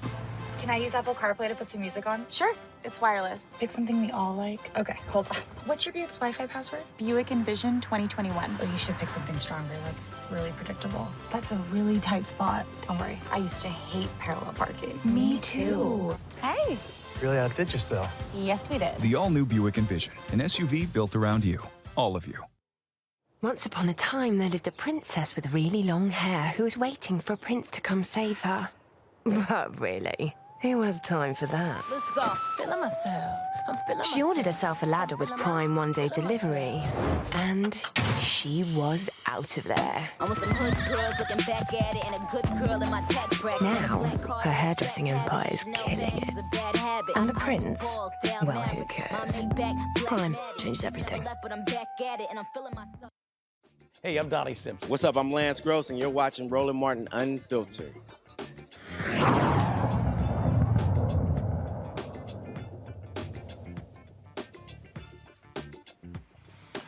All right, folks, so today is Veterans Day here in the United States, and when we think about how America treated its veterans, it has not always been good, especially its black veterans. Congressman Jim Clyburn, as well as Congressman Seth Moulton of Massachusetts, they want to fix a particular issue. This is the Philadelphia Inquirer, and they're reviving, this is what the lead says, reviving an effort to pay the families of black service members who fought on behalf of the nation during World War II for benefits they were denied or prevented from taking full advantage of when they returned home from the war. They would give benefits to the surviving spouses and all living descendants of black World War II veterans whose families were denied the opportunity to build wealth with housing and educational benefits through the GI Bill. Now, people don't understand this here. And I want to go to Greg first on this because there was a book that was done, Greg, called When Affirmative Action Was White. I think it was Ira Katzenbach. Yeah, that's right. I think it was, and that was. Yeah, that's right. Huh? That's right. Ira Katzenbach. And yes. What he laid out, and I think that was even a documentary that was on PBS. What he laid out in this book is that the GI Bill was the greatest affirmative action plan in the history of America, probably second to the Homestead Act, where millions of land was given out to white folks, and how white America, they benefited as a result from that of being able to go to college, being able to buy houses, being able to get low interest lines of credit and loans as well. Explain to people who don't understand what the GI Bill after World War II meant to white America and how black folks were frozen out of that economic opportunity. Yes, sir. And we're all nodding our heads vociferously. So I think we all understand. In fact, we may have all benefited directly or indirectly from the GI Bill. I mean, it's very important to understand. And you're absolutely right. In fact, that's an excellent, that should be in probably a selection for Roland's book club, Ira Katznelson's How Affirmative Action Was White, and his follow-up book, Fear Itself, which talks about those New Deal programs and how racism didn't completely shut black folk out, but certainly so severely crippled black folk who should have benefited that it really set the stage for the economy and the structure we have today. And it's very simple. When you have access to capital, like all those veterans were supposed to have in theory, and you exclude black people, white soldiers got low mortgage guaranteed loans to go and purchase their first homes where you build wealth. They also got to go to school on the GI Bill, university education, and it basically built the middle class in the United States of America in the 1950s and 60s. It built and expanded the middle class. Now, those same soldiers, many of them, use those guaranteed mortgages to purchase homes in racist neighborhoods, including newly built places like in Pennsylvania, where they had completely segregated new houses that you could use your GI loan to build. Now, that's important when we look at what's going on now with this bill proposed by Clyburn and Moulton. And I think today, maybe it wasn't today, but Senator Warnock is supposed to be introducing companion legislation in the Senate. Right? So let me just bring it home directly. My father, Haywood Carr, was a World War II veteran. He and 3 of his brothers were drafted out of East Tennessee. Footnote: all y'all think that Saving Private Ryan bullshit where you can't have all the boys in the family come, you better go check World War II. But at any rate, they were all World War II veterans. Now, he's an ancestor, but my mother, who's down there in Houston, will be 95 her next birthday, and my brother and sister are direct descendants. This bill passes, that loan guarantee applies to me too. And you can use the GI Bill to get that guaranteed federal loan to purchase a home as many times as you want. Do you understand what that would do for people? If you had if your father or mother, well, the women's there, I guess you got the waves and the wax, but if you've got a father who was in World War II, an active veteran, and you're a daughter or a son of a World War II veteran, you better be asking people to pass this bill. You better be calling Congress. Why? This could change your life in 2021. And of course, finally, the GI Bill wasn't just about mortgages for homes, wasn't just about education, which is extremely important. It extends to a number of other benefits, including car loans. I mean, it literally put the floor under the middle class in this country. And by shutting Black people out, and I've read the bill that was proposed last year and then died from non-action, went to committee and died. In that bill, they literally have to put the word Black in to remedy the original legislation that was passed in 1944. I mean, it's a very important bill. This isn't a minor thing.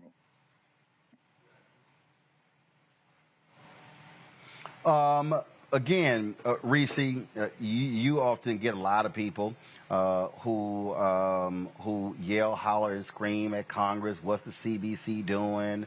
When are they going to get reparations? Well, the reality is this is about affecting the people who were directly impacted. That's what this bill is. And so I wonder if, again, what did I say earlier? Mobilize and organize. If you're out there and you've been yelling, howling, and screaming about reparations, are you waiting on H.R. 40? What you should be doing is also saying, pass this bill, because when you talk, this is not just the spouses. It's the spouses and the children. Right. That's a whole bunch of Black mamas and daddies out there, which then means their children are going to be benefiting.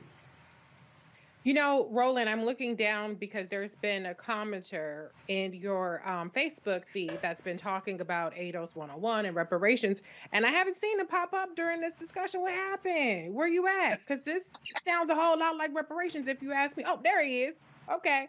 Well, you know, I think it's interesting to see how little people mobilize, people who are supposedly, you know, single issue voters and around the issue of reparations, around things like this, the Tulsa descendants, and that wasn't federal legislation for them to get reparations from the federal government. But even in that case, they're seeking reparations from the state of Oklahoma and other parties. You don't see the same energy behind that. This is an incredibly important bill that needs to see a lot of mobilization behind it. We can't constantly say, what's the CBC doing? What's the Democratic Party doing? And then you don't put your energy behind something like this that's very transformative. When you couple the way that Black people were systemically excluded and purposely excluded from the GI Bill with redlining, as Dr. Carr pointed out, how white people were able to move into these racist neighborhoods. They were able to accumulate so much wealth. So much of the wealth gap actually comes from housing, from home ownership. And so there are so many layers of discrimination baked in. Not every single Black person is going to benefit, obviously, from it. But as a whole, as a community, if we care about our community, then this is something that we should all be able to get behind unequivocally. And here's the deal. Here's the deal, DeMario. This is where you challenge Republicans. Oh, I thought y'all loved the military. I thought you love our veterans. That's true. Will you support it? Yes or no?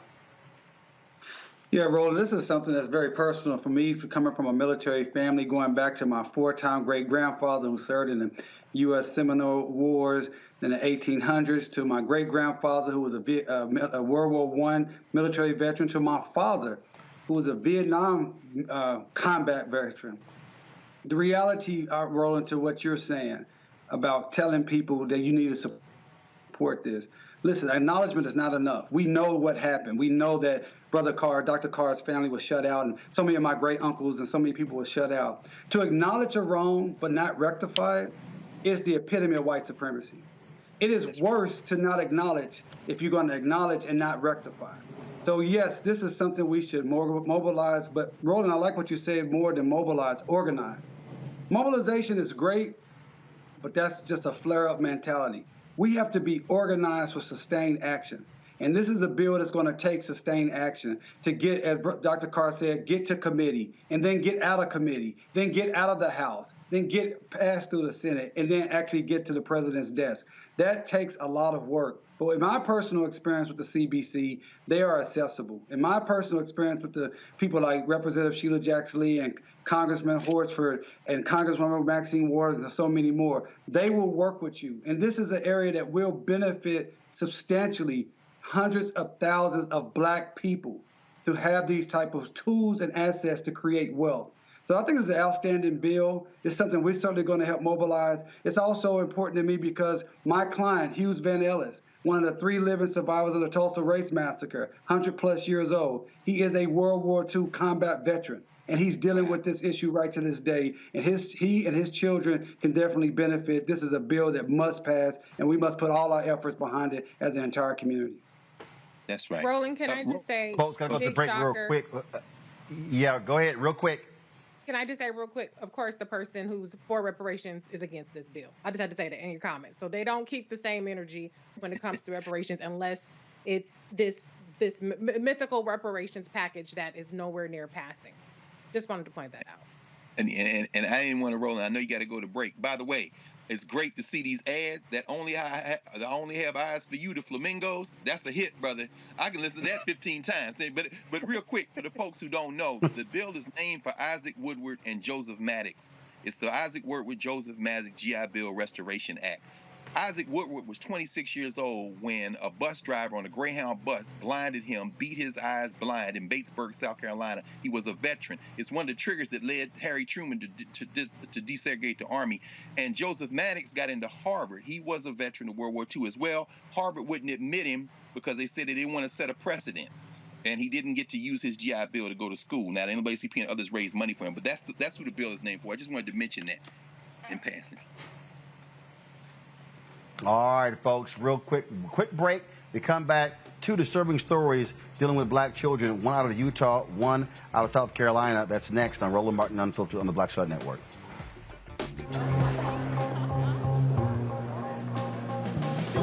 Are the stars out tonight?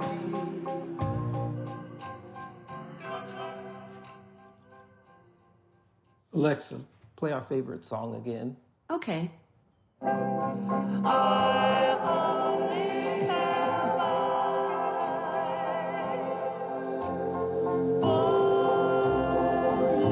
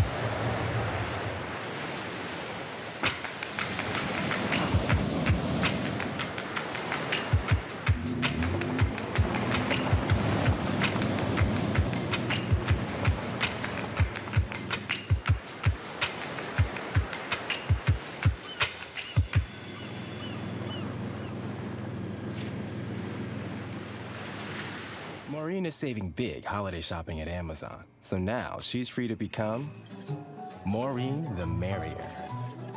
Food is her love language, and she really loves her grandson. Like, really loves. Hey, I'm Amber Stevens-West. Yo, what up, y'all? This is Jay Ellis, and you're watching Roland Martin Unfiltered.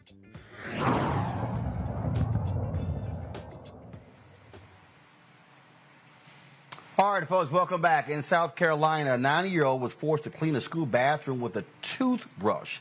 Andrea Garrison, the principal of Jefferson Elementary School, allegedly handed out the punishment days after the student put too much toilet paper in a commode. The child's grandfather voiced his disdain at the Chesterfield County School District Board meeting. My blood, my granddaughter, 9-year-old child, who cannot stand here before you like I have and have done before. Like the previous speakers, I agree with them wholeheartedly. But what has been done to my granddaughter, I am a broken man. You didn't break her, because I will not let her fall. But you have broken me, you have hurt me to my heart. What this administration or what your board have decided to do as far as this principle does not mean a thing to me if it's not the just thing. That's all that matters, the just thing. Now I will read my statement. I'm here before this panel and others to say something that I never thought I would ever say. I surrender. I surrender. To see how there are those that have no consideration other than their own and their own selfishness. A good friend of mine for years told me to make concern today just about my granddaughter and not about the wrong that has been happened to or will happen to others. But I cannot do that. I cannot just stand here and speak for my granddaughter and not speak for other children or other people. I cannot do that. I have to speak for us. I don't care where you come from or where you're going. I don't care if you're black, blue, green, yellow. I don't care. We all should. Folks, it is not clear. It's not clear if any punishment is going to be meted out by the school district. Let's go to Utah, where a grieving mother blames the school district for failing to protect her black daughter from bullying, which led the 10-year-old to commit suicide. Brittany Tishanor Cox says she had reached out to Davis School District several times to discuss how both classmates and her teacher were treating her daughter, Isabella. She said her daughter was being taunted for being black and autistic. The family wants to know why the Utah School District repeatedly ignored her concerns about the bullying. Now check this out.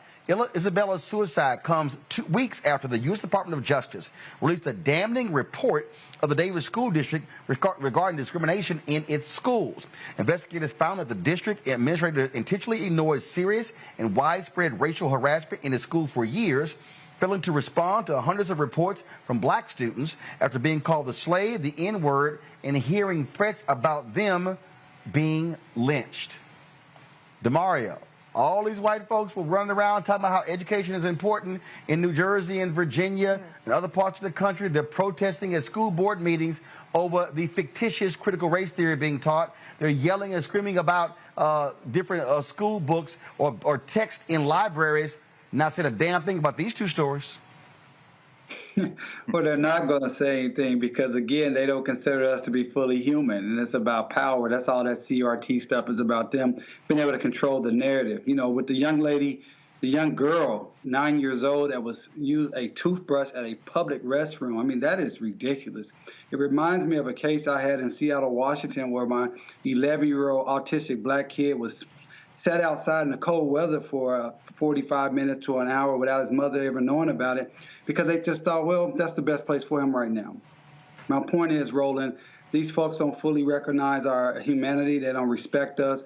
I definitely can empathize with that grandfather, but I hope he has an aggressive, competent lawyer that has already filed a lawsuit against that school district and that individual teacher, because that's what we did in Seattle successfully, because that just doesn't make any sense. That child could have got all type of diseases. Anything could have happened.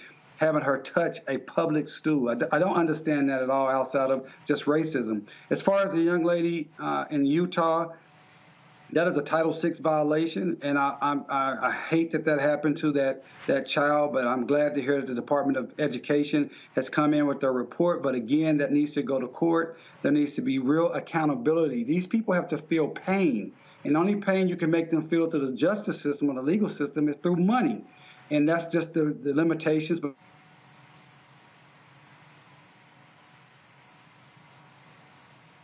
Looks like we froze DeMario. Greg, your comment. Yeah, I looked up this woman, the principal there, and the school, Jefferson Elementary. It's only about 375 students. They're 100% Title I. They qualify for free lunch, so they're under the line in terms of class. About a little over half white, 55% white, 30% black, and the rest, various combinations. And that county actually. Chesterfield County is on the border with North Carolina. In fact, Cheraw is a city in there. That's where Dizzy Gillespie is from, actually. John Burst Gillespie. They racist as hell. So, to hear this elder say that it broke him, no, brother. I tell you what, and I'm just saying this, I'm not advocating for violence, but having worked for the Philadelphia Public Schools and continue to do work in Philadelphia with education, if a child had come home and told their parents or grandparents in Philly that the school teacher had given them a brush and said clean, they would have went to school, beat up the principal, whoever saw it, whoever heard about it.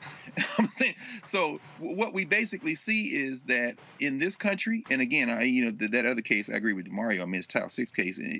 What we see is they don't care about education. They care about control. They're going to break black people. My students, I say this real quick, my students at Howard, I was having this conversation with them earlier this week, my Education in Black America class. It struck me how many of them say that they felt like they didn't have childhoods when they were in elementary school, junior high school, now middle school, high school, and found themselves often set upon. I had a student tell me this story, one of my law students told me this story last night in class. He's from a town in Georgia, one of those towns where they have 2 separate proms and 2 separate homecoming queens. But the parents of the school, Roland, when they were in middle school, had a meeting because the white girl was dating the black boy. Her parents from Australia didn't care, but the white parents of the other students in the town had a meeting to discuss what must be done. And they tried to hide it by saying, oh, well, we don't want them dating. They're too young to date. But other children were dating. It was the interracial dating that they literally had a meeting, man. Had a meeting and wanted this girl to transfer from the school.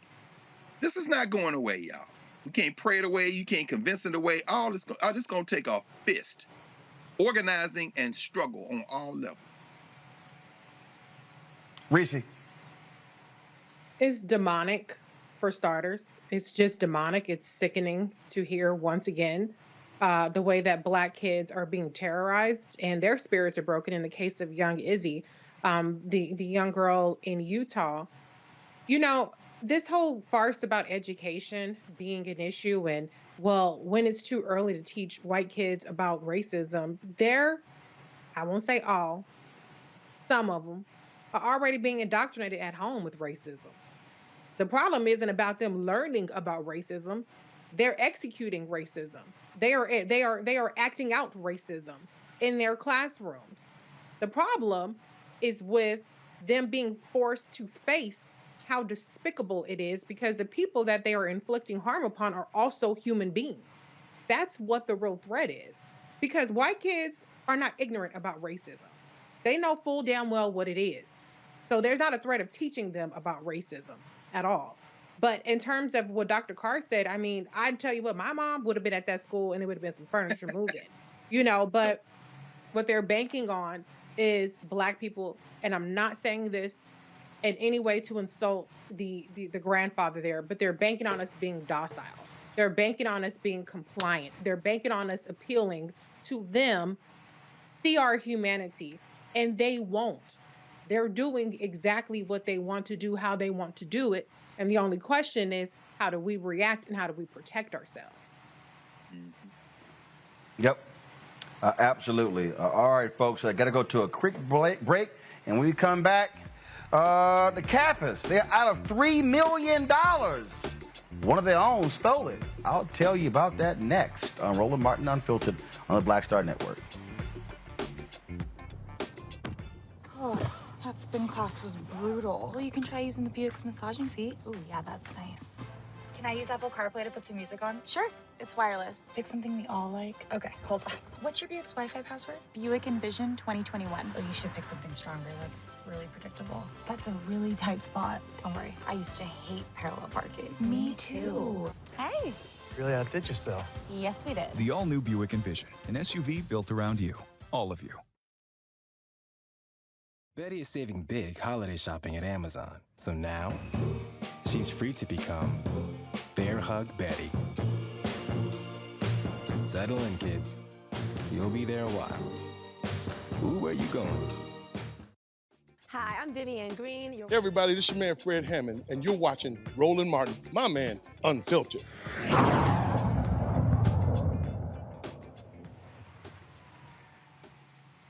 All right, folks, welcome back. The former finance director for Kappa Alpha Psi Fraternity Incorporated has pled guilty in federal court to stealing $3 million from the fraternity. Curtis D. Anderson appeared before U.S. District Judge Timothy Savage in Philadelphia. Anderson told investigators he stole the money to fund a gambling habit while struggling with alcohol addiction. He was fired in December 2018 after the fraternity discovered the missing money. The judge is allowing Anderson to remain free until his sentencing in February. The maximum sentence he could be as high as 82 years in prison and a fine of more than $1 million. Let's go to New Orleans. The New Orleans Library Foundation is suing prominent jazz trumpet player Irvin Mayfield. He's actually headed to prison for improperly using monies meant for the New Orleans Public Library. Him and his business partner, Ronald Markham, were sentenced to 18 months in prison for using more than $1.3 million from the New Orleans Public Library for personal use. U.S. District Judge Jay Zaney ordered Mayfield and Markham to pay $500 a month each for restitution, but the foundation believes it may have found a quicker way to claw its money back by suing Mayfield, Markham, and the musical group they once controlled. Man, we did the story just the other day, DeMario, of the sister who took $300,000 in PPP funds for personal use out of Florida. Her dad's running for Congress to replace Congressman Alcee Hastings. Now she's facing up to 20 years in prison. Look, man, I ain't trying to do nothing that's going to put me in prison. I don't care even if it's federal prison. Y'all go ahead and play around with that money and see what happens. No, man. I think the issue, too, is where have your checks and balances in place as a business owner, someone that's running organizations. Make sure you're understanding who's dealing with the money, but you cannot trust any one person to have that much control over the finances. I mean, that's just the reality here. Obviously, our brothers with the Kappas, their system broke down. Obviously, that happened at the public library. So I counsel my clients, particularly when I was representing a lot of NFL guys. I don't do as much of that as I do now. You got to make sure you understand the checks and balances and making sure you're keeping your money tight. And on the other side of the thing, any prison, I don't want to do 1 minute, 1 second in prison. I hate to even go over to the prisons to visit clients, or I actually have programs in prisons, but it's not a place I want to be at any time. Reese, I probably now see why Scott Bolden can't give more money to Roland Martin Unfiltered, because he's trying to help the Kappas out with that $3 million that's missing. Roland, you are so messy. Oh my God. You just cannot let this Okay, I'll be a little petty. I'll be a little petty. You are petty. You are king of petty. Okay.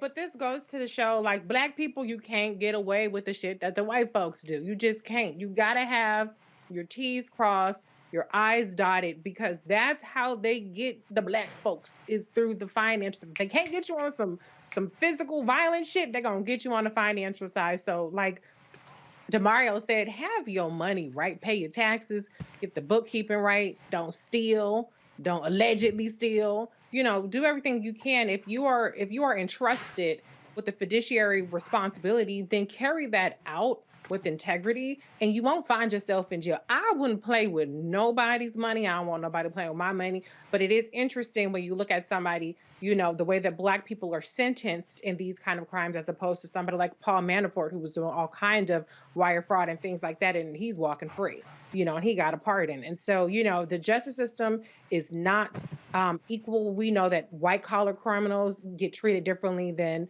you know, regular criminals or other criminals. But even then, the Black folks still get the Black folk treatment when it comes to white collar crime. That's right. I look, Greg, I ain't trying to be petty, but I can't see a man walking into the federal prison, shimmying. Oh my God. Yeah. I'm sorry. I couldn't. I'm sorry. I couldn't help it. You know. I mean, but the story said the brother had a gambling addiction, which is a very serious deal. So, you know, I get that. But you gotta have somebody checking the finance director. You gotta have checks and balances. That's really, to me, that is the most important aspect of this. Hey. That went over a 6-year period. Period. Hey, again, that's when you're doing too much shimmying. You wasn't paying attention to the look. Hey, I got a CFO and a bookkeeper. I can pull up my account right now. What's that $1,500? That's right. I'm just saying, Greg, go ahead. I'm sorry. You got to do that. And again, I just want to, emphasize to everybody, we definitely need the support for Roland Martin Unfiltered. Understand what hard work and sacrifice looks like. Now, I got an Alexa sitting over there on my desk, at my working desk over there. And, I'm definitely not a Jeff Bezos fan, but it ain't nothing but hard work and sacrifice that has allowed the Black Star Network to emerge and force, organized force. I mean, turn Byron Allen into a champion of the race. Roland, you know what I'm saying? To force some of these companies to begin to spend some of these dollars. That's hard work and sacrifice, and you got to dot every I, cross every T, as you said, and keep them books clean so that you can pull up your phone and say, no, here it is. But I'm saying all that in this context. As you say, Reese, as Paul Rosen said in The Emperor Jones, as big stealing like you does and little steal, big stealing like I does and little stealing like you does. Joe Manchin, who is the chair of the committee that writes the energy policy in the House of Representatives, owns this stock in Energy Systems Incorporated. He made almost $500,000 last year in his stock and dividends, and his wife made just about as much, and he turned over control of the firm to his son, Joseph. They stealing in a country, in a state that's 50th or 49th or 48th in damn near every category that matters in politics. Now, when you look at what happened in New Orleans, that ain't no money compared to the big legal stealing they're doing. However, they had to cancel a literacy program in that New Orleans thing with the public library. This cat bought a solid gold trumpet. Come on, man. And in Philly, I say Philly because I can't count as many times in 20 years I've passed by the Kappa headquarters there in North Philly on Broad Street. Now, all fun and games aside, and I'm sure Scott is weeping real tears tonight, along with every other new. Ain't no Greek-led organization of African descent got $3 million to lose. Mm-hmm. That is literacy programs, that's voter registration, that's everything you've been talking about, Roland. Get out the vote campaigns, get scholarships to children. And you're right, DeMario, gambling is a hell of an addiction. And we know Philly is just a hop, skip, and a jump from Atlantic City. So when I saw the name of the casino, I said, I know what this brother was doing. But dude, 78 checks? Who's the comptroller for Kappa Alpha Psi? How did 6 years? Anyway, I'm going to pause with that. It's mind-blowing. 6 years. It did over a 6-year period. 2015. In fact, I got a cap on YouTube who are mad. I'm like, dude, come on now. I mean, first of all, doggone well. Dale Morrow, he goes, that last comment by Roland Martin has stopped me from sending any money, and I repeat, any money to his program, no matter how valuable it is to the community. Yeah, I can be petty too. It's all good, Dale, because let me shout out those who sent us money during the show. Carita Byers, Vincent Kemp, Tommy Williams, Stephanie Avent, Rodney, Camille Yeverton. I want to thank all y'all for sending in support for the Roland Martin Bring the Funk fan club during the show. Let me also, matter of fact, let me just go ahead and just type in here. Let's see, Charles Richardson, I appreciate it as well. Thank you so very much. Again, we got our folks who support the show. Let me give some more. Timothy Parks, thank you so very much. Let's see here. Frederick Wright, Willard Rose, Krishana Johnson, Kenneth Antoinette Noel, Jasmine Green, Frederick Jones, Constance Converse. Let's see, Tommy Long, Ernestine Lawrence, Letitia Crite, Adora Caldwell, Dee Davidson, Mary Spicer, Robert, Verdale Lee, Donald, Justin Collins, Vincent Brown, Charmaine Wallace. I want to thank y'all. And let me see, that's the folks who just gave via Cash App. Let me shout out here. Let's see here. Talicia Burnett on PayPal. Let me thank Ralph Austin on PayPal as well. Let's see here. I got a couple of more. Pamela Jones, thank you so much. Damon Lagon, thanks a bunch as well. We also have Eric Deering as well. So, folks, if y'all give to us on YouTube, I appreciate that. But remember, we only get 55% of all you give on YouTube because they keep 45%. So if you give to us direct, we get the whole 100%. So, PayPal, R. Martin, Cash App is $RM Unfiltered. PayPal is R. Martin Unfiltered. Cash App, $RM Unfiltered. PayPal, R. Martin Unfiltered. Zelle is Roland at RolandSMartin.com. Roland at RolandMartinUnfiltered.com. And then, of course, Venmo is RM Unfiltered. And I will soon have the address for y'all to send stuff to. We moved. We want to make sure our mail, everything gets transferred. So I'll have some of y'all still want to send physical checks. I appreciate that. We'll do that real soon. I'm back. So we're here tomorrow, live from LA. DeMario, Greg, Reese, I certainly appreciate y'all. Thanks a bunch. Erica Savage Wilson, normally on Thursday. We're still praying for you to get better.